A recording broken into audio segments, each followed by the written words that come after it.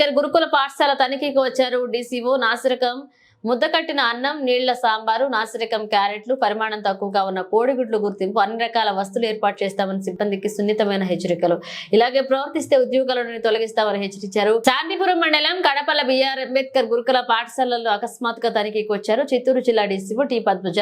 పాఠశాలలో ఉన్న బోర్డులు, మరుగుదొడ్లు, 2 సమస్యలు, పాములు, బెడద, పిల్లల సమస్య చెప్పడంతో అందరితో కలిసి ముఖాముఖి చర్చించి సమస్యలను ఓపికగా విని సాధ్యమైన త్వరలో అన్ని సమస్యలు పరిష్కరిస్తామని మొత్తం పాఠశాల తిరగడం ప్రారంభించి, అలాగే పిల్లలకు ఇంగ్లీష్ టీచర్ లేదని చెప్పడంతో తాను కూడా ఇంగ్లీష్ టీచర్ అని, మీకోసం ప్రతిరోజు జూమ్ సమావేశంలో ఇంగ్లీష్ పాఠాలు చెబుతారని, పిల్లల కష్ట నష్టాలు తనకు తెలుసు అని చెప్పడంతో పిల్లలు చప్పట్లతో డీసీఓ అభినందించారు.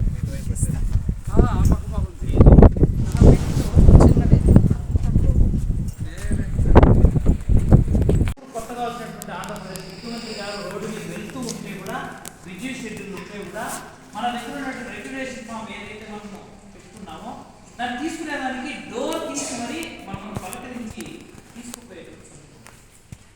ఇక మనకు క్లియర్గా అర్థమైంది ఏమిటంటే ప్రభుత్వానికి మనకి సంబంధించి ఉద్యోగస్తులు ఎలాంటి సమస్యలు లేవు అన్న. 100 సార్లు చెప్తాను, మీ ప్రవర్తనలో కొద్దిగా మార్పు వస్తే ఖచ్చితంగా మారుతారు. ఎందుకంటే చరిత్ర ఆట ముందే మనకు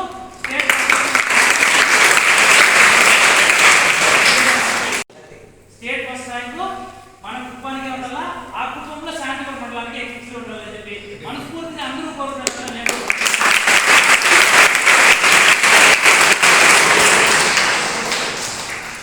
చిన్న చిన్న సమస్యలపై మీరు కూడా అల్లరి వచ్చే పాటలో భాగమే. నేను కూడా చిన్నప్పుడు అల్లరి చేసినట్టు కాదు, మీ అల్లరి ఎట్టుండాలంటే సుట్టిమించకూడదు, పేపర్ లేదు, మనసు డోర్లు ఎడగొట్టద్దు. ఎందుకంటే నేను ఒక పేరెంట్గా చెప్పినా, ఒకవేళ నేను మీతో కలిసి ఏ విధంగా మాట్లాడినా కానీ మనకు వచ్చేటువంటి సమస్యలు, ఇది ముఖ్యమంత్రి సొంత నియోజకవర్గం, ఇది ఎమ్మెల్యేగా ఉన్నట్టు ముఖ్యమంత్రిగా సొంత నియోజకవర్గం, ఎంత కావాలంటే అంత వస్తారు. 1 కోటి రూపాయలు చిన్న సిమెంట్ రోడ్లు వేస్తారంట, లైట్స్ వస్తాయి.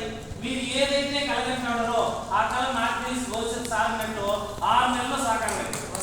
6 నెలల్లో సాకారం అవుతుంది. కాబట్టి అందరూ కూడా ఫస్ట్ క్రమశిక్షణ చేసుకోండి, పద్ధతిగా ఉండండి, ఏం జరిగినా కూడా సార్లతో కలిసి ఉండండి. మీరు ఉత్తమమైన పౌరులుగా నెక్స్ట్ టైం నేను ఎప్పుడైనా వస్తే కూడా రోడ్డు మీద అన్నా, నేను ఆ రోజు గురుకుల పాఠశాల చదివానన్నా, నేను ఈరోజు పంచాయతీ సెక్రటరీనో, లేకపోతే విఆర్ఓనో, లేకపోతే ఆర్ఐ గారనో, లేకపోతే ఇదంతా కూడా నేను కూడా ఉపాధ్యాయులు ఇచ్చిన రోజు నిజంగా మేము అంతా కూడా సంతోషపడతామని చెప్పి